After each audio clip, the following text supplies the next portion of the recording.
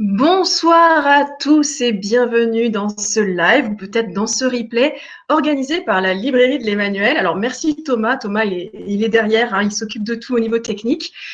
Un live sur le thème comment devenir saint au quotidien. Qu'est-ce que la sainteté au quotidien avec l'exemple de la famille Martin. Alors bienvenue à tous, c'est parti, on y va, vous êtes déjà nombreux dans la pièce. Alors, je me présente très rapidement, Sylvie Failly, je travaille pour les éditions de l'Emmanuel, pour la communication. Et j'ai aujourd'hui l'honneur d'avoir à mes côtés, virtuellement, n'est-ce pas? Donc, Hélène Mongin. Hélène, bonsoir. Bonsoir Sylvie. Voilà. Et nous partons de l'autre côté de l'Atlantique, il est 14h30 actuellement au Québec. Bonsoir Jacques. Bonjour. Voilà. Alors, peut-être qu'on peut commencer par une petite présentation de chacun, les gens qui ne vous connaissent pas.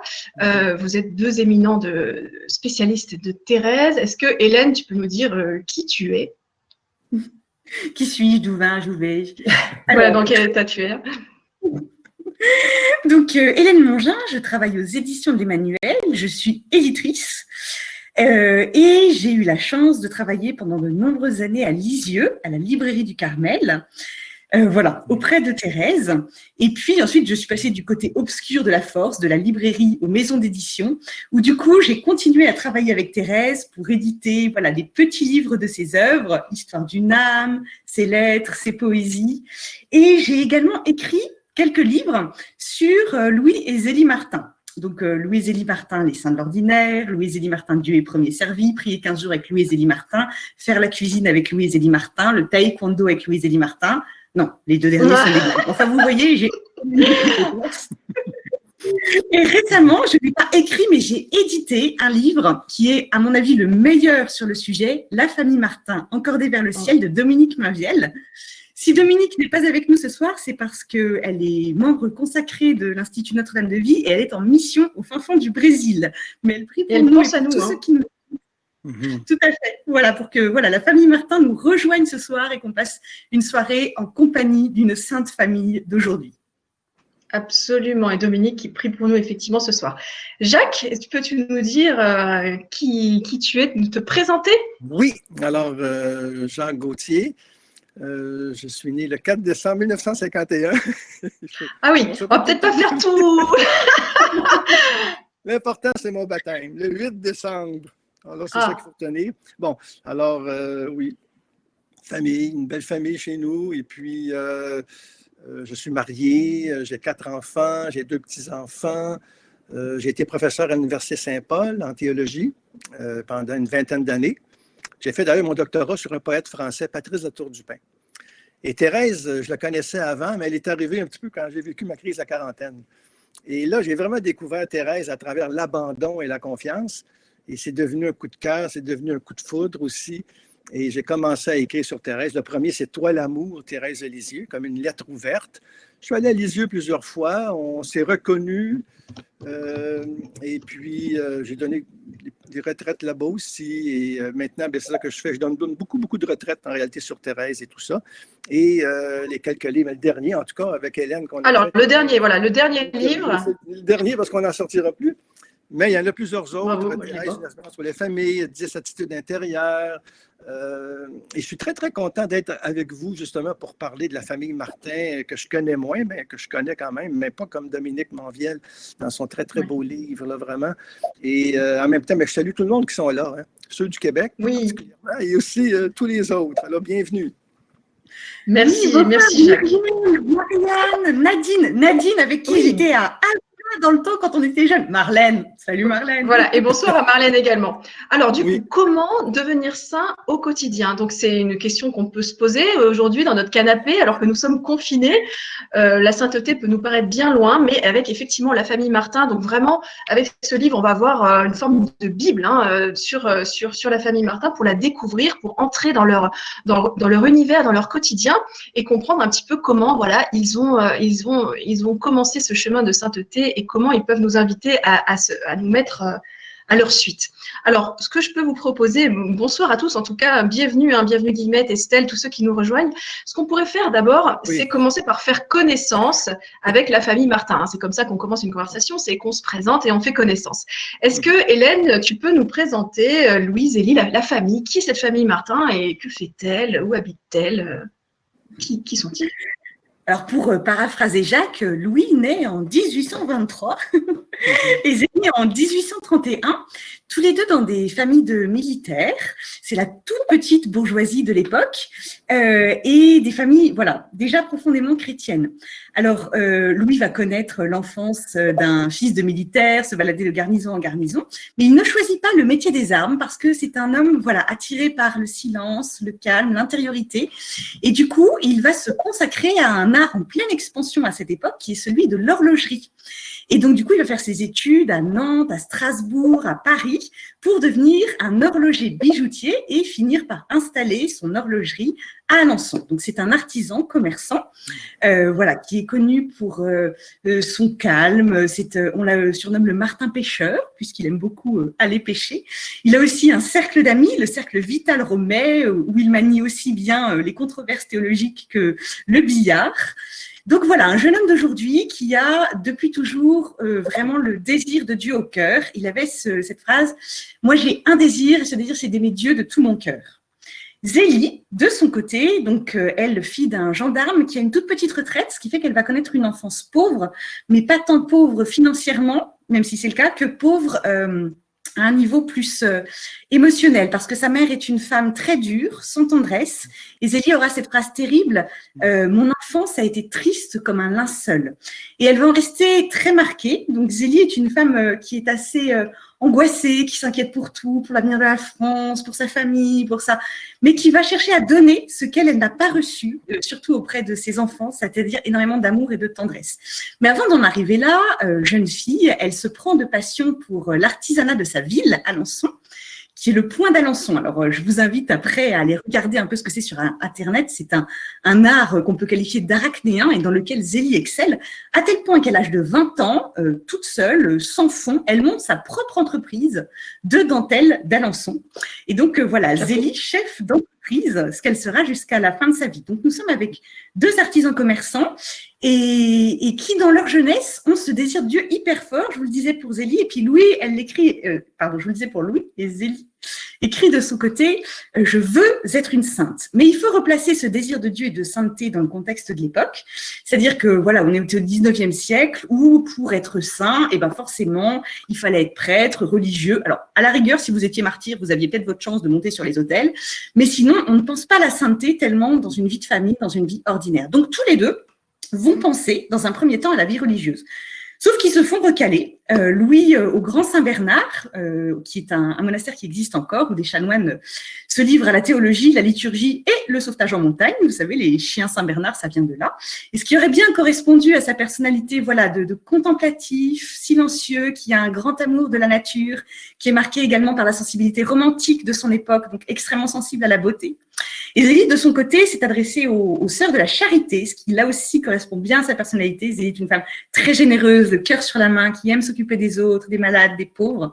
Mais dans leurs deux cas, on leur dit non. Louis, parce qu'il ne connaissait pas le latin, ce qui pouvait être utile à l'époque pour dire la liturgie et pour étudier la théologie. Et Zélie, la supérieure, lui dit carrément « Je pense que vous n'avez pas la vocation ». Donc, énorme déception pour nos jeunes. C'est comme si on leur coupait le chemin de la sainteté. Et voilà, là où on rejoint notre sujet, c'est qu'aujourd'hui encore, on peut peut-être avoir cette représentation de se dire que la sainteté, c'est quelque chose de réservé à une élite, à des religieux, à des prêtres, ou à des destins exceptionnels. Et en tout cas, du coup, c'est ce que Louis et Zélie comprenaient, et du coup, grosse déception, et tous les deux vont s'organiser un petit peu une espèce de vie religieuse dans le monde, entre le travail, la prière, quand même toutefois leurs amis et tout ça. Jusqu'à l'âge de 26 et 34 ans, et s'il y a parmi nous des célibataires qui nous écoutent, 26 et 34 ans au 19e siècle, c'est vieille fille, vieux garçon. Donc, ils ont cette expérience aussi d'un célibat prolongé, et où toute la famille, bien sûr, cherchait absolument à les caser, entre autres. La mère de Louis, qui avait bien repéré cette jeune femme au cours de dentelle d'Alençon, qu'elle trouvait très pieuse et qu'elle vante à son fils. C'est pas comme ça qu'ils se rencontrent. On est un beau jour de printemps 1858 sur le pont d'Alençon. Zélie croise Louis. Elle a cette phrase intérieure qui lui est donnée, c'est celui-là que j'ai préparé pour toi. C'est ainsi qu'ils se rencontrent. 3 mois plus tard, ils se marient. Ils vont avoir 9 enfants, dont 4 vont mourir en bas âge, et connaître la vie d'une famille ordinaire de leur époque. Mais c'est là qu'ils vont découvrir petit à petit un chemin de sainteté. Donc ça, c'est pour Louise Élie. Après, vous inquiétez pas, je vous la fais courte, mais donc on a les filles.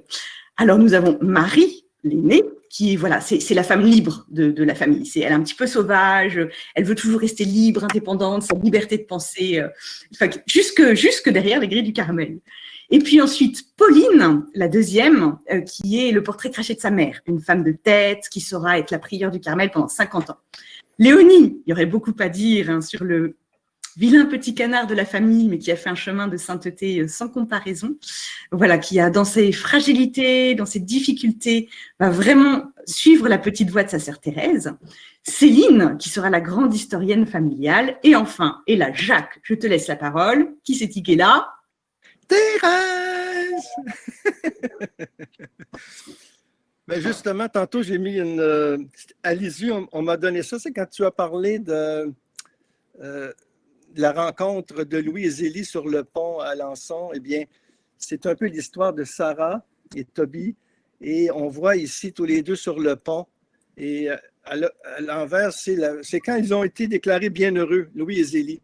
Et c'est très beau parce que les deux, on voit, il tient la main de son épouse et c'est une belle représentation en réalité de Louis et Zélie. Alors, ben, c'est sûr, Thérèse, on la connaît, pas besoin d'en parler beaucoup. Elle a eu quand même cette grâce d'être dans une famille où il y a eu beaucoup d'amour. Et nous savons que quand notre vie commence avec beaucoup d'amour, eh bien, c'est une grande chance pour qu'elle soit réussie, pour que ce soit moins difficile pour nous. Mais même si ça a été quand même un environnement qui avait beaucoup d'amour, une atmosphère vraiment très, très conviviale, d'écoute, de partage, de pardon aussi dans la famille Martin, eh bien, Thérèse, ça l'a aidé bien sûr, mais ça ne l'a pas empêché quand même d'avoir plein d'épreuves dans cette famille-là. Et Mme Martin qui va mourir à l'âge de 4 ans. Non. Quand Thérèse avait 4 ans. C'est Thérèse qui a 4 ans, c'est pas Mme Martin. En tout cas, un cancer. Et pour Thérèse, c'est quand même, c'est une époque sombre qui va commencer dans sa vie. Et c'est une blessure en même temps d'abandon. Ses sœurs, en tout cas Pauline et Marie, vont entrer au Carmel. Elle va se sentir seule vers l'âge de 10 ans, Thérèse. Et elle va vivre ça, cette blessure-là. Et c'est comme ça qu'elle va grandir. À travers cette blessure, le Seigneur va se révéler à elle comme miséricorde. Et nous connaissons la suite. À 15 ans, elle entre au Carmel. Et elle n'est pas rentrée là parce que ses sœurs sont là. Il y a quand même déjà 2 de ses sœurs qui sont là. Céline va la rejoindre un peu plus tard. Mais Thérèse, elle rentre là vraiment parce que c'est Jésus qui l'appelle et non pas pour aller rejoindre ses sœurs. C'est très important, ça. Je trouve que dans la famille Martin, moi, il y a un grand souci de respecter la solitude de chacun et la vocation de chacun, tout en étant très solidaires entre eux. Je pense que ça va de pair, ça, dans la famille Martin, solitude et solidarité. Et Thérèse va vivre ça. Et la famille est très soudée, mais en même temps laisse l'autre quand même le plus libre possible. Ce qui est aussi quand même pour nous un bel exemple aujourd'hui. Et puis, bon, ben, Thérèse va découvrir sa petite voie justement au Carmel à Lisieux. Elle meurt à 24 ans de tuberculose. Et elle va être déclarée sainte, docteur de l'Église plus tard, patronne de la France, patronne des missions. Mais c'est quand même intéressant que Louis et Zélie sont quand même canonisés. Vous savez, je pense que c'est le premier couple marié, non martyr, qui a été canonisé en même temps. Mais quand même, des fois, le mariage, ça peut être aussi un martyr. Mais c'est pas mon cas, hein, parce que je suis très bien marié avec Anne-Marie, puis mon épouse aussi, nous désirons la sainteté. Puis quand on regarde le couple Martin, ben, on se dit, il y a de l'avenir pour nous dans l'Église. Voilà. Alors, c'est vrai que la petite voix de Thérèse, quelque part, elle va trouver peut-être son origine dans ce couple saint, ce qui est quand même pas banal, puisque leur vie est très ordinaire, très classique. Comme tu disais, Hélène, ils sont artisans tous les deux, etc. Moi la question qui me vient et que j'aimerais vous poser, c'est qu'est-ce qui va faire que ce couple-là, enfin, le faire le choix en premier du ciel et non pas des choses matérielles. C'est un choix qui est quand même très très clair dans leur famille et qui va certainement, enfin, vous allez me dire, mais guider peut-être et être un peu le prémisse de cette petite voix de Thérèse. Est-ce que vous pouvez nous en dire plus, peut-être Hélène, ou enfin, comme vous voulez. Tout à fait, je pense que Thérèse, elle a eu deux héritages, l'héritage du Carmel, puisqu'elle a été aussi biberonnée, si j'ose dire, à Thérèse d'Avila et Jean de la Croix, mais aussi effectivement l'héritage de sa famille et d'un exemple de sainteté au quotidien. Une fois de plus, il faut se représenter qu'à l'époque, la sainteté était vue comme quelque chose d'extraordinaire, voilà, qu'il fallait acquérir à la force du poignet, monter l'escalier de la vertu, etc. Thérèse va inventer l'ascenseur des bras de Jésus, Maline.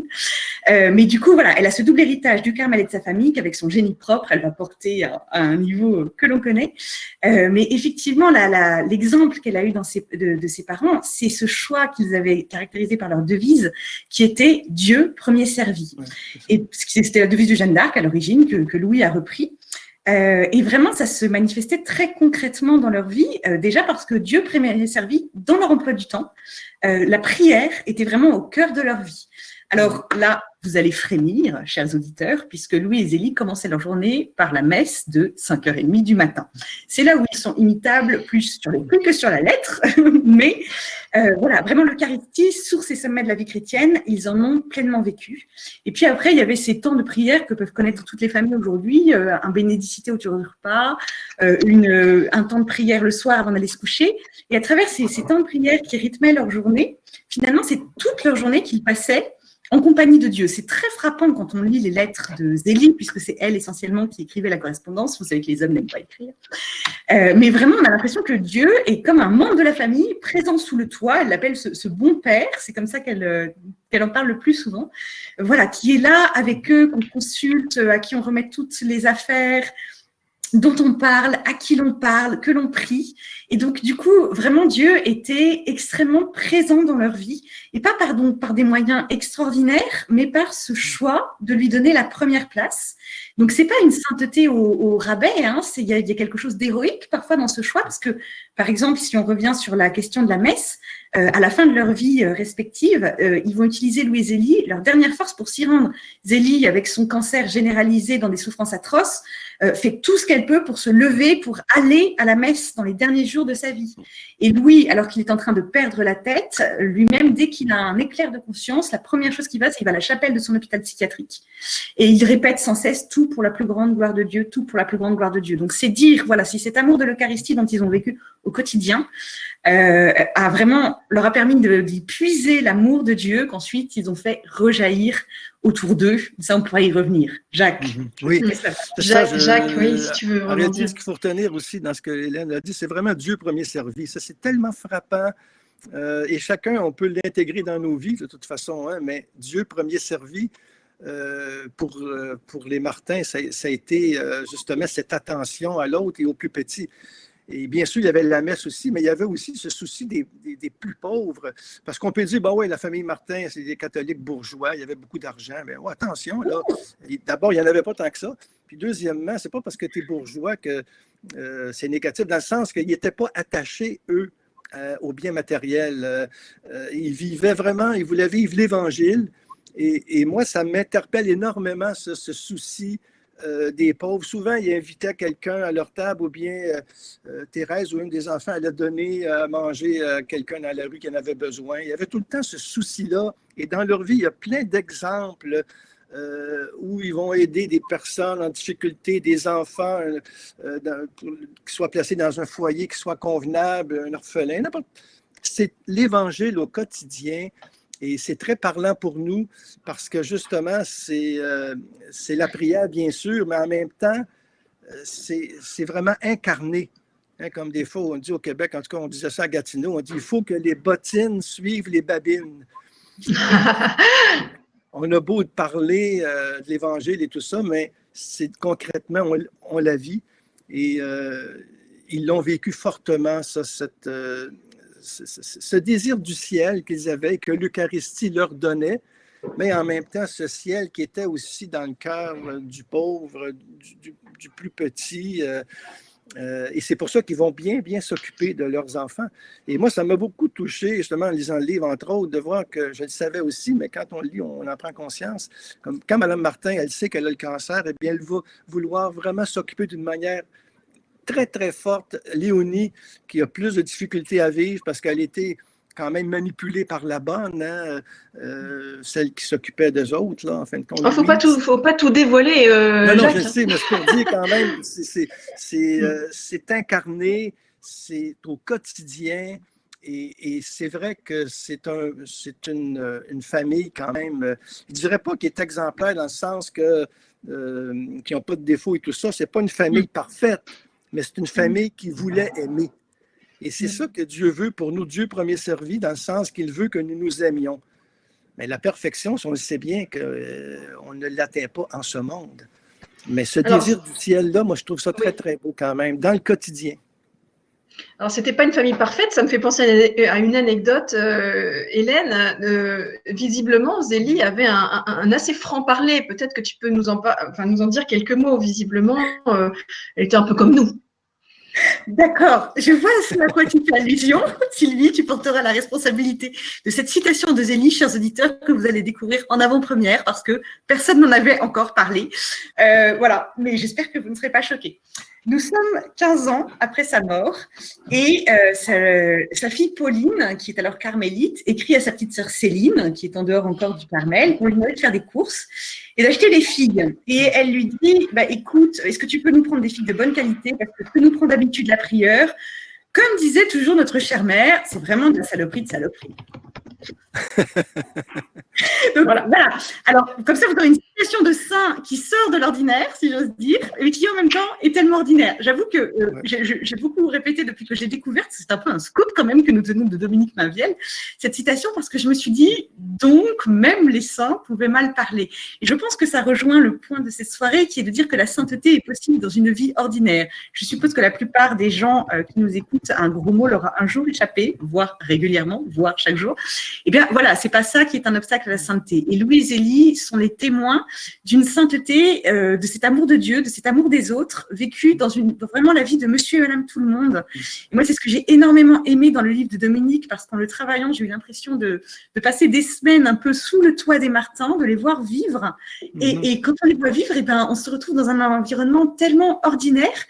Et notre cher chef, Stanislas Josan, Sylvie, donc le directeur des éditions d'Emmanuel, quand il l'a lu pour la première fois, il a dit si c'est ça la sainteté, alors c'est possible. Je me suis dit, voilà, c'est ça, je pense, le message des Martins. Oui, c'est vrai.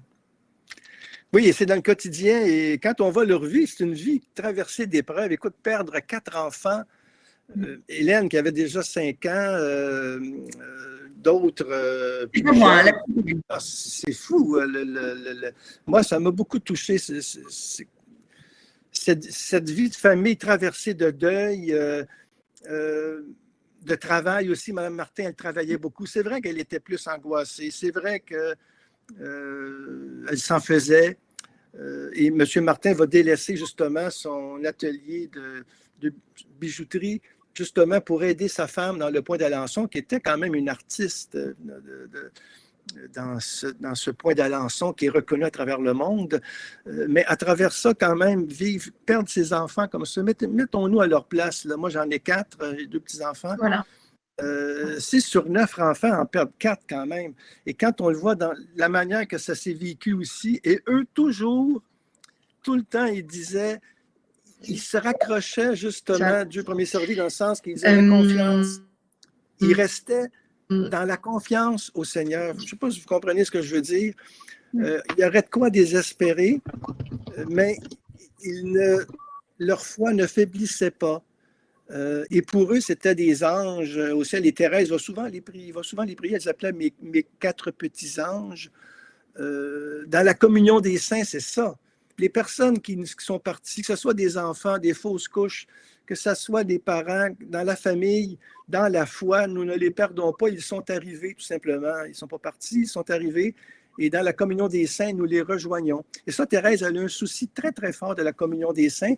Et je pense que ça vient justement de cet esprit de famille qu'elle avait, qui est tissé de solidarité, de partage et de se serrer vraiment les coudes quand on traverse des épreuves. Alors ça, pour nous, en tout cas, c'est très parlant parce que qui d'entre nous, en ce moment, n'a pas vécu des deuils, des épreuves, et même peut-être qui en ont actuellement, là, des choses difficiles à passer. Alors, la famille Martin peut nous aider, peut les prier pour nous aider à garder confiance en Dieu. Et Thérèse aussi, elle est là avec nous, dans le fond, pour nous aider à traverser ça, en fin de compte. La vie, c'est pas un jardin de roses tout le temps. Hein? C'est vrai que ça a été la plus grande souffrance de leur vie, je pense que... Re-bienvenue Sylvie, tu nous as monté. Voilà, la perte de ses enfants. Effectivement, ils ont perdu 4 enfants en bas âge, donc à l'époque, c'est sûr que c'était plus courant, mais c'est pas pour autant que la douleur était moins forte. Les lettres de Zélie qui racontent ces épreuves sont terribles. Mais c'est vrai que je pense à la mort de la petite Hélène en particulier quand elle avait 5 ans et que Zélie raconte dans une lettre qui à lire est saisissante et elle dit, elle dit que voilà, la petite penche sa tête dans ses bras et puis qu'en un instant, elle n'était plus là. Louis rentre à ce moment-là. Il se rend compte que sa petite fille est morte. Il éclate en sanglots. Jusqu'à la fin de sa vie, il répétera « Qui me rendra mon Hélène ?» C'est un vers de Victor Hugo. Ouais. Et tout de suite, Zélie écrit « Puis, nous l'avons offerte ensemble au Seigneur. Ouais. » Et quel acte de foi, hein, parce que, voilà, je ne sais pas si parmi nous, il y a des parents comme ça touchés par le deuil, mais il n'y a sans doute pas de plus grande épreuve. Cette épreuve, ils ont dû la vivre 4 fois. Et je pense on a plus de témoignages sur Zélie, puisque c'est elle qui écrit beaucoup à cette époque, qu'elle a traversé vraiment des phases de dépression assez fortes suite à ces épreuves, mais en gardant une espérance chevillée au cœur. Et ce rapport à la communion des saints dont parlait Jacques, qui va vraiment influencer toute la famille. Quand on dit, le titre du livre de Dominique Mangiel, c'est « La famille Martin encordée vers le ciel », parce que le ciel est leur but, mais le ciel, quelque part, ils vivent déjà avec le ciel, en cette présence de Dieu, et aussi dans la présence de leurs enfants, dont ils ne cessent de parler de leurs enfants morts et qu'ils prient avec beaucoup de confiance.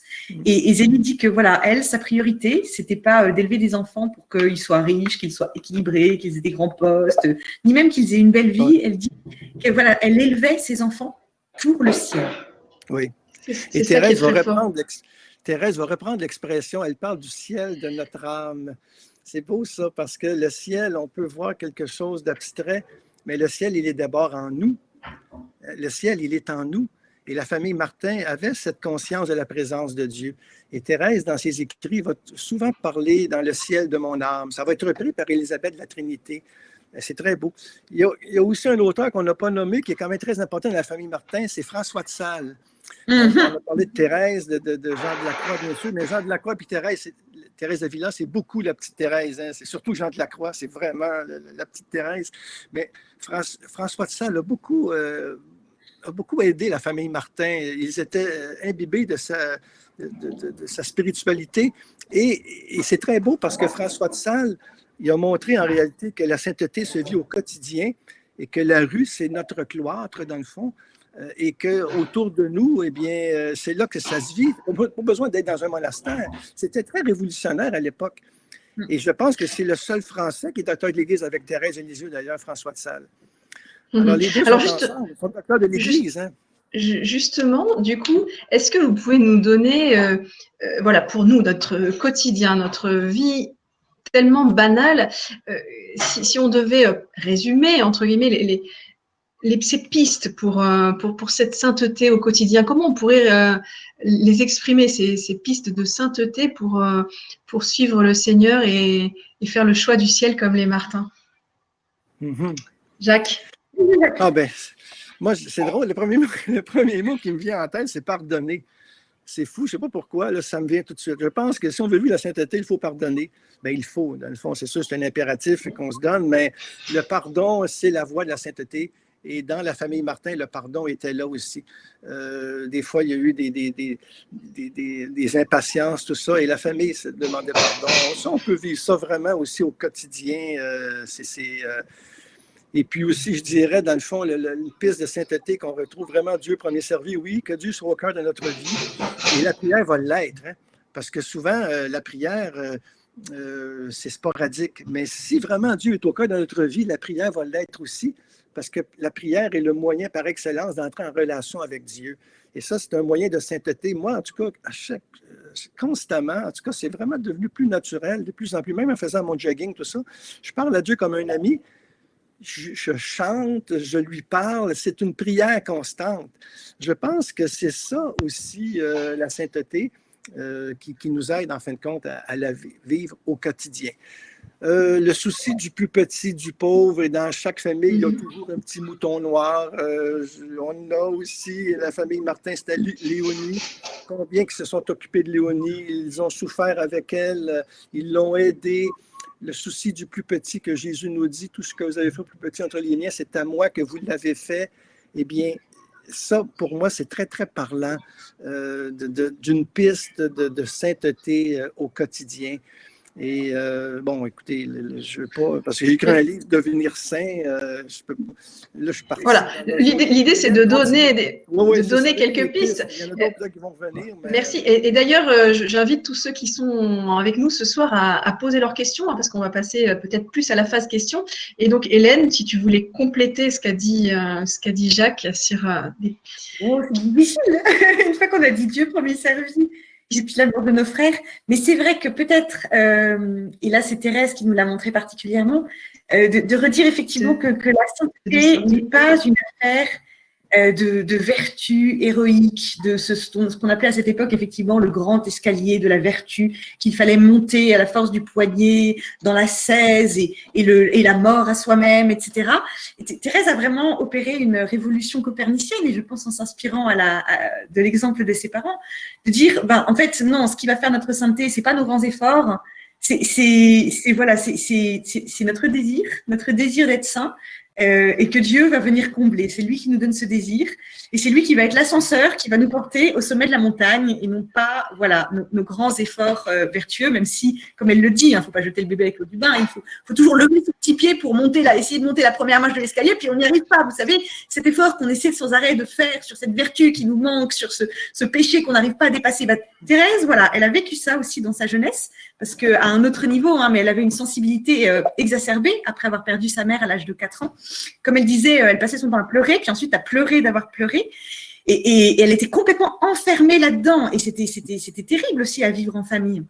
Et pendant 10 ans, elle a voulu monter le petit pied de l'escalier, essayer de sortir d'elle-même, mais elle n'y arrivait pas. Elle restait comme ça, enfermée sur elle-même, jusqu'au jour de la grâce de Noël 1886, où le Dieu qui s'est fait petit lui a donné sa force, et où du jour au lendemain, elle a commencé ce qu'elle appelle cette course de géant, après avoir vécu cette conversion d'un petit acte de charité, où elle est sortie d'elle-même pour faire plaisir à son papa ce soir-là, qui avait dit une parole malheureuse, qui aurait dû la faire éclater en sanglots, puis pleurer d'avoir pleuré. Et au lieu de ça, elle va se retourner vers lui et essayer de lui faire passer une bonne soirée.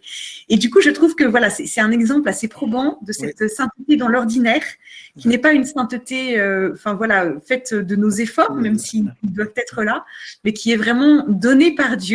Et c'est marrant parce que quand on lit Zélie, moi je trouve ça très encourageant. Si jamais on avait dit à Zélie Martin, quand elle avait 42-43 ans, qu'elle serait déclarée sainte par l'Église catholique, elle aurait juste éclaté de rire. Parce que comme nous, elle avait la tête dans le guidon, elle avait l'impression qu'elle était nulle, qu'elle arrivait à rien. Genre 6 mois avant sa mort, elle dit, il faudrait peut-être quand même que je commence à m'inquiéter de ma sainteté. Et alors, avec le recul de l'histoire, on voit cette grâce dont ils ont vécu, le fruit qu'ils ont porté. Et j'ose espérer que quand on arrivera au ciel, on verra que nos petits efforts, dans nos grandes pauvretés, mais avec la grande grâce du Seigneur, ça a participé à cet embrasement du monde. Ils nous sont donnés en réalité pour nous encourager, parce que la sainteté n'est pas synonyme de canonisation nécessairement. Nous sommes déjà saints par le baptême, nous marchons vers la sainteté. Ça ne veut pas dire qu'on va être canonisé. Écoutez, ça coûte cher, puis c'est très, très long, ça. C'est pas ça, là. Mais dans ce qu'Hélène disait, et pour enchérir sur la sainteté au quotidien, justement, je lisais, il y a quelqu'un qui vient de décrire, d'ailleurs, il y a des personnes que je connais aussi, que je salue, pas tous les nommer, là, mais 2 voies de la sainteté, c'est l'amour miséricordieux et l'humilité. C'est donc important, ça, surtout en ces temps que nous vivons, la pandémie ou des fois des élections, tout ça, toutes sortes de choses qui arrivent.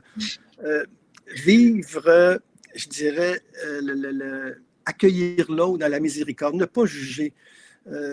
Mon Dieu, que c'est donc quelque chose ça, qu'on aujourd'hui qu'on a besoin. Ne pas juger la position de l'autre nécessairement. On peut dialoguer, parler. M. Martin, il était aux prises avec différents courants au niveau social et tout ça. Et puis, il dialoguait, il essayait de ne pas condamner. Hein. Nous, je crois que c'est à notre portée, ça, ne pas juger. L'humilité, c'est la voie centrale de la sainteté. Et pas besoin d'être canonisé pour ça. L'humilité, c'est vivre dans la vérité de notre être, c'est reconnaître que tout vient de Dieu. Et une voie aussi très simple pour vivre la sainteté, on parlait tantôt avec Hélène de la petite marche à monter, tout ça, mais en réalité, c'est un laisser-faire. La sainteté, ce n'est pas quelque chose qu'on construit, on se laisse déconstruire dans le fond. Et la sainteté, c'est cette union à Jésus en le laissant faire dans notre vie. Donc, en le laissant aimer en nous, en le laissant chanter en nous, en le laissant souffrir en nous. En réalité, c'est la parole de Saint Paul. Ce n'est plus moi qui vis, c'est le Christ qui vit en moi. Et une petite sainte au Québec qui a beaucoup vécu ça, c'est la bienheureuse Dina Bélanger. J'ai écrit un livre sur elle aussi. Et Dina Bélanger, c'est vraiment la petite Thérèse québécoise.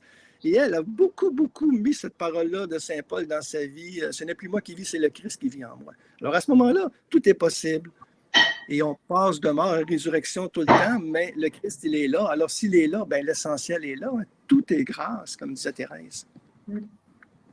Et si je puis me permettre de rappeler, parce que je pense que pour les Français, surtout parmi nous, ça pourra parler, le contexte dans lequel Thérèse a dit « tout est grâce », Jacques. Oui, tu vois, oui.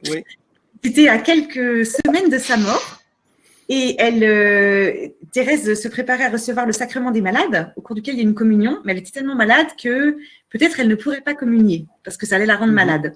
Oui. Et donc, du coup, on lui dit « Ah, mais si tu ne peux pas communier, c'est terrible. » Thérèse avait un amour de l'Eucharistie, d'une puissance extraordinaire. Et elle dit « Si je peux communier, c'est bien, mais si je ne peux pas communier, c'est bien aussi. Tout est grâce. » C'est ça. Donc voilà, à nos amis confinés qui ne peuvent pas recevoir l'Eucharistie en ce moment, parce que Thérèse, elle disait, quand elle dit tout est grâce, ça ne veut pas dire tout est bien. Une pandémie, c'est atroce, que nos églises ne puissent plus célébrer, c'est vraiment une difficulté pour chacun. Mais comme elle disait, mon bonheur à moi, c'est de m'acharner à trouver délicieuse la part que Dieu me donne. Ben oui, voilà. C'est vrai. C'est vrai, et on est dans l'instant présent avec Thérèse, rien que pour aujourd'hui. Et c'est ça...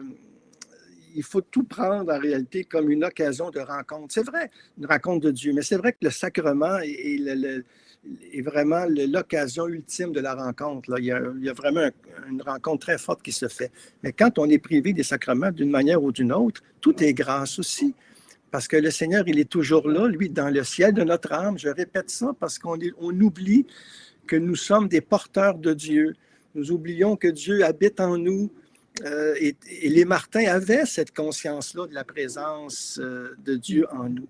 Mais à ce moment-là, le Seigneur n'est pas piégé par les pandémies. Il n'est pas en confinement, lui, le Seigneur. Là.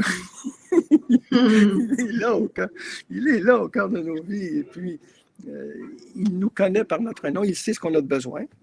Mais c'est important aussi de désirer l'Eucharistie. Quand on est en manque, on la désire. Et quand on va aller à l'Eucharistie, et ça va être vraiment une rencontre d'amour très, très forte. Parce que vous savez, on peut s'habituer. Et Bernanos, qui était un grand disciple de la petite Thérèse de Lisieux, hein, il disait, il n'y a rien de pire qu'une âme habituée. Et c'est Bernanos, d'ailleurs, dans le journal Le Curé de campagne, qui va reprendre le mot de Thérèse, « Tout est grâce » à la fin. Et on pensait que ça venait de Bernanos. Ben non, c'est vraiment la petite Thérèse. Et c'est ça la force de Thérèse. Elle traverse le temps et elle rejoint toutes sortes de personnes de différents degrés. Alors, c'est une grâce de la connaître. C'est une grâce qu'elle soit française, qu'elle parle notre langue aussi. Tu sais, ça aurait pu être une italienne, une chinoise, je ne sais pas, c'est bien. Mais on la lit dans sa langue, en français. C'est une chance. Et puis, sainte patronne de la France. Oui. Je voudrais juste lire ce que nous a écrit Karine, qui nous a écrit de beaux témoignages qui devraient opérer une multiplication de gestes de solidarité et de charité au quotidien autour de nos tables familiales, puis à l'égard des plus pauvres, des personnes âgées, de tous les blessés de la vie et de la crise sanitaire, toute distance bien entendu charitablement gardée, mais uniquement contagieuse de sourire. Merci Karine. Oui. Merci Karine. Ah oui, le sourire, ça, oui. C'est très thérésien, le sourire, en tout cas. Voilà, et il y a peut-être encore le temps d'une ou deux questions ou de compléter, puisqu'après, j'ai une surprise pour vous. Hein. Oula. Ah, Un gâteau au chocolat? Non, je n'ai pas fait un gâteau à distance, là. C'est vrai. Pardon.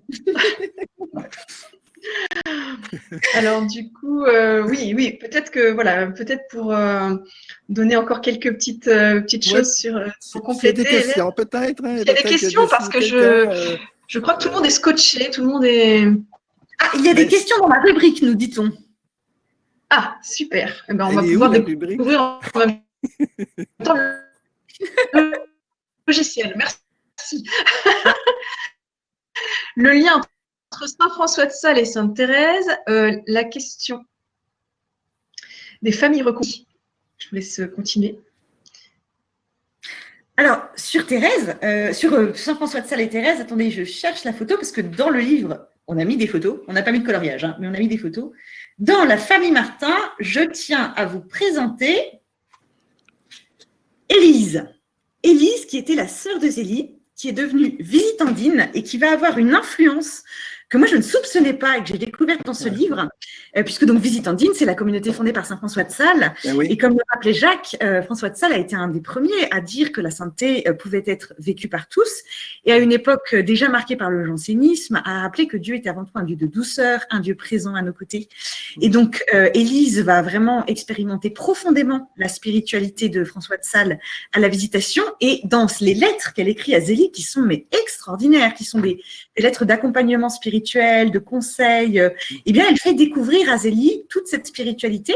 Et Zélie va lui envoyer ses deux aînés, Marie et Pauline, à la pension de la Visitation. Donc, les deux aînés Martin ont été élevés aussi à Saint-François de Sales, si j'ose dire, qu'elles ont du coup transmis à Thérèse. Donc, le lien est extrêmement réel. Et c'est vrai que quand on connaît un petit peu ces deux saints, on sent cette familiarité entre eux, où Thérèse a su redonner pour notre époque les trésors de Saint-François de Sales. Oui. Et François de Sales est quand même cité à quelques reprises dans son histoire d'une âme. Et c'est vrai que c'est plus Saint-Jean de la Croix, mais ça aussi, c'est un saint à relire, à redécouvrir, François de Sales. Vous savez, Oui. tu sais, Thérèse, quand elle dit, par exemple, c'est une de ses grandes attitudes, supporter avec douceur ses imperfections. C'est SES, c'est pas celle des autres. Hein. Eh bien, ça, c'est très François de Sales. Ça. Le saint de la douceur, c'est lui. Alors, il y a d'autres questions. Hein. Je ne sais pas si vous les avez lues. Il y a la question des anecdotes qui montrent que cette idée que c'était une famille parfaite, mais donc on en a parlé tout à l'heure avec le petit mot de Zélie. Il y a Alicia qui nous demande si les lettres d'Élise sont dans le livre. Et il y a Diana qui nous demande est-ce qu'on peut en savoir plus sur la bonne. Je crois que là, on va lui dire Alors, ce livre est vraiment nourri de toute la correspondance familiale. Hein. L'auteur a fait des recherches pendant des années pour découvrir des lettres qu'effectivement personne ne regardait. Les lettres que les sœurs ont écrites après la mort de Thérèse et qui racontent beaucoup d'anecdotes familiales, les lettres de la tante Visitandine. Donc voilà. N'oubliez pas non plus, excusez-moi, c'est la page de publicité, les lettres de Louis et Zélie Martin, hein, que vraiment il faut lire, hein, surtout les lettres de Zélie, vous verrez, c'est délicieux. C'est les mails que vous envoyez aujourd'hui à vos familles pour raconter le quotidien. C'est pas des grands traités spirituels, mais c'est le quotidien d'une famille où Dieu vit. Sinon, dans les autres questions, nous avions quoi? Pardon, il y en a une qui dit est-ce qu'on peut réécouter la conférence, bien sûr, parce qu'elle va être en ligne. Alors, elle va être dans ma chaîne YouTube, entre autres, mais aussi, je crois, dans le replay de la librairie de l'Emmanuel. En tout cas, ça va être en ligne. Vous pourrez. Tout à fait. Parce que on parle assez vite aussi, puis alors c'est vrai que c'est bien. Je pensais juste effectivement à la question de la bonne, Louise Marais, qui me semble importante, parce que dans ce que nous disions que c'est une famille qui n'est pas parfaite. Il ne faut vraiment pas se les représenter comme ça. Non. Et entre autres, il va se jouer sous leur toit un drame familial qu'ils vont ignorer. C'est-à-dire qu'ils avaient une employée, Louise Marais, qui les avait recueillis quand elle avait 16 ans pour les aider dans la maison, qui traitait comme une de leurs filles pratiquement, et qui était une jeune femme assez frustre. Léonie, de son côté, posait des difficultés, elle avait des problèmes de santé, elle n'était pas éveillée intellectuellement et elle avait vraiment un caractère difficile. Et la bonne va se dire, moi je vais la mater. Et en fait, pendant des années, elle va littéralement battre et maltraiter Léonie sous le toit familial, sans que Louis et Zélie s'en rendent compte. Donc, vous imaginez ce que ça peut représenter pour une enfant, aussi dans la confiance vis-à-vis de ses parents. Et donc, du coup, voilà, il y a cette épreuve terrible que Zélie va découvrir que quelques mois après avant sa mort, pardon, et où elle dit, j'aurais jamais pu imaginer une cruauté pareille. Donc, là où le point me semble, et après, elle va entourer Léonie, comme le rappelait Jacques, d'une manière extraordinaire. Donc, le point qui me semble important, c'est de se dire, voilà, souvent dans nos familles, on vit des choses parfois sordides, parfois horribles. Ben, les Martin aussi. Et c'est pas pour autant qu'ils n'ont pas réussi à les vivre avec le Seigneur. Voilà. Et puis juste pour répondre à Nadine, qui reparle de la grâce de Noël, en disant que Thérèse n'avait pas fait d'efforts. Alors, je me suis mal exprimée. Thérèse, elle en reparle quelques mois avant de mourir. Oui. Elle dit, ceux qui veulent changer, qu'ils fassent comme moi un grand effort. Donc, le fait de se retourner vers son père en souriant plutôt que de partir en sanglotant, pour elle, ça a été un énorme effort. Mais c'est aussi une grâce de Dieu. C'est les deux en même temps. Elle le dit. Elle dit, je sentis la charité descendre dans mon cœur, le besoin de m'oublier pour faire plaisir, et dès lors, je fus heureuse. Elle fait l'effort, mais elle sent bien que c'est l'Esprit en elle, l'Esprit Saint, qui justement lui donne cette grâce d'aller de l'avant. Et elle appelle ça la grâce de la conversion. Quand même, Thérèse qui se convertit. Elle était quand même pas si pire que ça avant. Mais c'est pour vous dire qu'on a toujours besoin de conversion et que attention quand on monte les escaliers, hein, parce que le Seigneur travaille. Le Seigneur travaille. On peut prendre l'ascenseur comme Thérèse, l'ascenseur de l'amour, mais dans les escaliers, c'est là qu'elle a pris conscience de cette force d'âme qui lui est donnée. Et là, elle dit, je sentis la charité entrer dans mon cœur, le besoin de m'oublier pour faire plaisir, et dès lors, je suis heureuse. Le besoin de m'oublier pour faire plaisir, ça, c'est toute une grâce, mes amis. Bon, les amis, est-ce que nous prenons encore une autre question et puis nous terminons? La question de Marie-Odile, lorsqu'on a lu de nombreux livres de Thérèse, est-ce que celui écrit par Dominique Mainviel apporte de nouveaux éléments? Donc honnêtement, j'ai lu, relu, tous les... J'ai lu la moitié des bouquins, je pense, écrits sur elle. J'en ai écrit moi-même, et pourtant, le livre de Dominique a été pour moi, je ne sais pas comment dire, une révélation, c'est un mot un peu fort, mais c'est vraiment comme si elle ouvrait la porte de la maison Martin et qu'elle nous permettait de rentrer dedans et de les voir vivre. Oui. Du coup, j'avais l'impression que je connaissais bien les Martin, mais j'ai eu l'impression presque comme sur un squelette, on voit la chair qui arrive et que du coup, on le découvre dans toute leur humanité. Pardon pour l'image qui est un peu Walking Dead, mais c'est vraiment, je vous invite à le lire. Honnêtement, sur celui-là, je vous dis satisfait ou remboursé. Dominique nous prend par la main et elle nous fait entrer chez les Martin en les suivant comme ça au quotidien, en passant tous les membres de la famille avec dans un style alerte, un rythme soutenu. Et bon, c'est un peu, on dit ça se lit comme un roman, là, c'est une phrase type, mais c'est beaucoup mieux qu'un roman. Non, écoutez, je le trouve meilleur que le mien quand même. Alors, là, parce que Jacques a quand même obtenu une interview de Thérèse de Lisieux. Oui, voilà. Que Dominique n'a pas eu, ouais, c'est vrai. Voilà. Il y a Diana qui me demandait si... Ça vaut le coup, vraiment. On découvre moi aussi, comme Hélène, j'ai lu beaucoup, et j'ai découvert des choses et je l'ai survolé, là, parce que très rapidement, là, parce qu'il ne fait pas longtemps qu'il est sorti. Et puis là, au Québec, on ne l'a pas encore, mais de ce que j'ai lu, c'est vraiment c'est très doux, c'est très convivial. Et puis, il n'y a aucune mièvrerie là-dedans, bien sûr, mais en même temps, elle nous prend par la main et elle nous fait entrer dans cette histoire. C'est l'histoire d'une âme, c'est l'histoire de l'âme de la famille Martin. C'est l'histoire des âmes. Alors, il y a Fabrice qui demandait si la famille Martin pouvait aider aussi les familles recomposées, et Diana qui voulait en savoir plus sur le frère de Louis qui a aidé dans l'éducation des filles. Là, on peut lui dire qu'elle en saura plus sur le... Ouais. Alors, elle ne sera pas plus sur le frère de Louis, je dois dire. Hein, non, c'est le frère de Zélie. Sur le frère de Zélie. Absolument. En fait, aussi, l'originalité du livre de Dominique, c'est qu'elle envisage toute la famille, y compris aussi l'histoire de chacune des filles Martin, y compris après la mort de Thérèse. Et puis, on découvre cette famille élargie, la tante visitandine, l'oncle Isidore, un personnage haut en couleur. Et puis, bien sûr, vous apprendrez, Karine Hoffman, que Zélie était membre du Tiers-Ordre franciscain. Pardon, petite réponse à une question au passage. Oui, puis attention aussi, pour les familles recomposées, c'est pour vous. Les familles monoparentales, c'est pour vous. Parce que la famille Martin a un peu tout vécu. Quand tu perds ta mère à l'âge de 4 ans, tu deviens un peu monoparental, là. Et M. Martin a tenu la famille du mieux qu'il pouvait et les sœurs aînées ont fait beaucoup. On retrouve ça aujourd'hui dans les familles qui vivent des deuils, des séparations, toutes sortes de choses comme ça. Ils peuvent retrouver là-dedans l'importance de la famille qui est un lieu, un système de relations, la famille. C'est ça d'abord, hein. C'est au niveau sociologique, c'est vraiment quelque chose de naturel. Maintenant, une cordée, en fait. La famille Martin, c'est un lieu théologique. Ce que je veux dire ici, là, c'est qu'à travers ce qu'ils vivent, là, c'est pas un modèle sociologique. Ils deviennent témoins de quelqu'un. Dans la famille Martin, c'est Dieu qui se révèle. Et à ce moment-là, ça nous fait prendre conscience justement de cette présence de Dieu dans la vie concrète, justement, des Martins. On va arrêter là parce que c'est sûr. Tout est dit.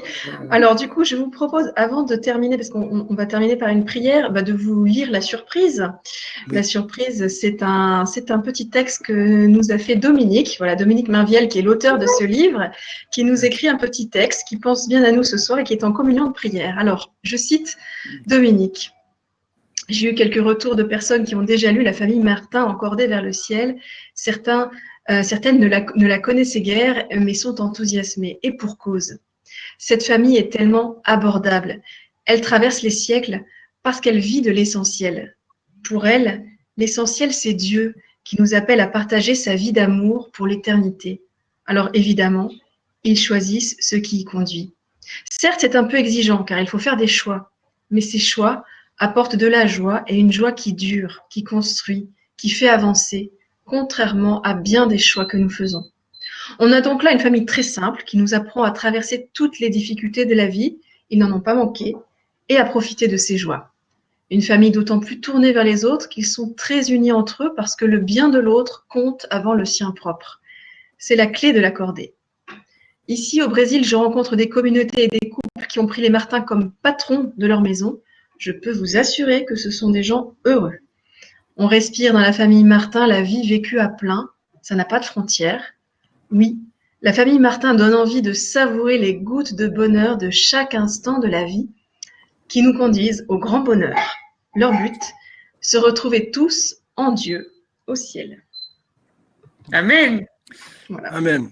Alors, on va terminer par une prière. Voilà, merci Hélène, merci Jacques d'avoir pris le temps ce soir de venir nous parler de cette famille et de nous emmener avec elle sur les chemins de la sainteté. Et merci à tous qui avaient participé à ce live.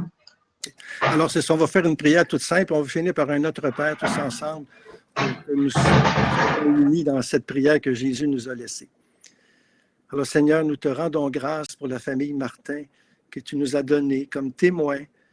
Ils sont avec nous, ils nous aident dans nos vies quotidiennes, avec nos familles, dans nos couples, dans notre vie concrète. Aide-nous à vivre de leur confiance en toi. Aide-nous, donne-nous la grâce aussi d'avoir la première place. Que toi, Seigneur, que tu aies la première place dans notre vie, comme tu l'avais chez les Martins. Tu sais, Seigneur, nous sommes pauvres, nous sommes petits. Nous n'arrivons pas toujours à vivre ce qu'on voudrait dans ce que tu nous demandes, mais nous savons que tu es là, que tu nous pardonnes et que tu nous aides à travers les épreuves que nous vivons. Nous savons que tu nous aimes et c'est ça qui est important. Et nous voulons terminer, Seigneur Jésus, par cette prière que tu nous as montrée pour que notre dernier regard se retourne vers le Père, notre Père qui nous aime tant. Notre Père qui es aux cieux, que ton nom soit sanctifié, que ton règne vienne, que ta volonté soit faite sur la terre comme au ciel. Donne-nous aujourd'hui notre pain de ce jour. Pardonne-nous nos offenses comme nous pardonnons aussi à ceux qui nous ont offensés. Et ne nous laisse pas entrer en tentation, mais délivre-nous du mal. Amen. Amen. Merci Sylvie. Merci à tous. Merci. Merci. Et voilà, pendant votre confinement ou pas encore confinement, si vous êtes bien, prenez les martins chez vous. Vous ne regretterez pas. Oui, Amen. vraiment. Devenez un membre de la famille Martin. Magnificat. À bientôt. À bientôt. Merci à tous. Merci Thomas. Au revoir. Et je ne sais pas comment on arrête. Donc c'est Thomas qui va le faire, je pense.